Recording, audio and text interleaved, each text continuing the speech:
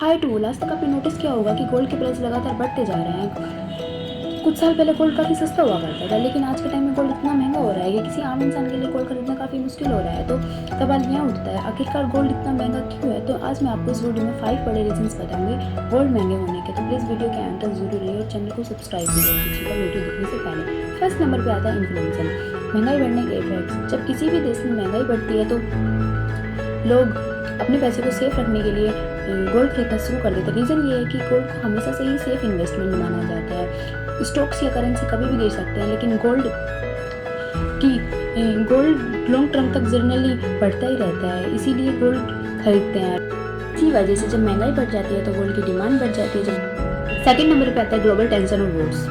ये सब second number का सबसे बड़ा रीज़न होता है ग्लोबल टेंशन और वॉर्स। जब दो कंट्रीज़ के बीच में प्रॉब्लम्स होती है, पॉलिटिकल प्रॉब्लम्स होती है या वॉर्स होती है, तो लोग अपने पैसा रिस्की जगह पर ना लगाकर गोल्ड खरीदने में लगाते हैं, क्योंकि गोल्ड को एक हेवन सेट माना जाता है, सेफ हेवन सेट माना जाता है। इसीलिए लोग गोल्ड खरीदना स्टार्ट कर देते हैं। जब गोल्ड खरीदना स्टार्ट करते हैं तो डिमांड बढ़ जाती है, डिमांड बढ़ जाती है तो महंगाई बढ़ जाती है और प्राइस ऊपर चला जाता है। थर्ड नंबर पे आता है सेंट्रल बैंक्स की गोल्ड बाइंग। आजकल दुनिया के कई देशों में सेंट्रल बैंक्स भी बहुत ज़्यादा गोल्ड खरीद रहे हैं, जैसे इंडिया, चाइना, रसिया और कई और कंट्रीज़ अपने गोल्ड रिजर्व को बढ़ा रहे हैं। सेंट्रल बैंक्स का काम होता है अपने देश की इकोनॉमी को स्टेबल रखना, इसलिए वो डॉलर या दूसरी करेंसीज के साथ साथ गोल्ड को भी रिजर्व में रखते हैं। जब इतने बड़े बड़े लेवल पर गोल्ड खरीदा जाता है तो नेचुरली मार्केट में गोल्ड की डिमांड बढ़ जाती है और इसका डायरेक्ट इफेक्ट प्राइस पर पड़ता है, इसलिए गोल्ड की प्राइस ऊपर चला जाता है। फोर्थ नंबर पे आता है लिमिटेड सप्लाई। गोल्ड महंगा होने का एक और इम्पोर्टेंट रीज़न है लिमिटेड सप्लाई। गोल्ड कोई फैक्ट्री में बनने वाली चीज़ नहीं है, इसे अर्थ के अंदर से मिनिंग के थ्रू निकाला जाता है और मिनिंग की एक स्लो और डिफ़िकल्ट प्रोसेस होता है, इसलिए गोल्ड की सप्लाई लिमिटेड होती है। जब डिमांड ज़्यादा हो रही और सप्लाई कम हो तो प्राइस ऑटोमेटिकली ऊपर चला जाता है। और फिफ्थ नंबर पे आता है इन्वेस्टमेंट और ज्वेलरी डिमांड्स।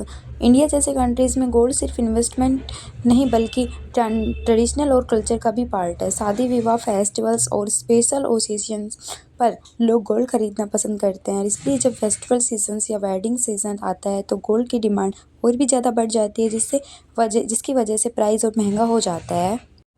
तो सिंपल शब्दों में समझेंगे तो गोल्ड के महंगे होने के मेन रीज़न से महंगाई है, इन्फ्लेशन, ग्लोबल टेंशन और वॉर, सेंट्रल बैंक्स की बाइंग, लिमिटेड सप्लाई और ज़्यादा डिमांड। इसी वजह से गोल्ड के रेट टाइम के साथ साथ बढ़ते जा रहे हैं। अगर आपको ऐसी इंटरेस्टिंग और इन्फॉर्मेशन वीडियोज़ पसंद आती है तो चैनल को सब्सक्राइब जरूर करें और वीडियो को लाइक और शेयर भी करें। Thank you so much watching this video.